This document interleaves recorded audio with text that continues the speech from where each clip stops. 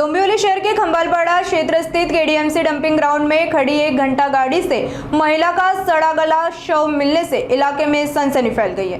प्रारंभिक जानकारी के अनुसार मंगलवार दोपहर कुछ लोगों ने कचरा ढोने वाली एक घंटा गाड़ी में महिला का शव देखा, जिसके बाद पुलिस को सूचना दी गई। सूचना मिलते ही सहायक पुलिस आयुक्त सुहास हेमाड़े मौके पर पहुंचे और जांच के निर्देश दिए। तिलकनगर पुलिस ने शव को कब्जे में लेकर पोस्टमार्टम के लिए भेज दिया है। फिलहाल मृत महिला की पहचान और मौत के कारणों का पता लगाने के लिए पुलिस आगे की गहन जांच में जुटी हुई है।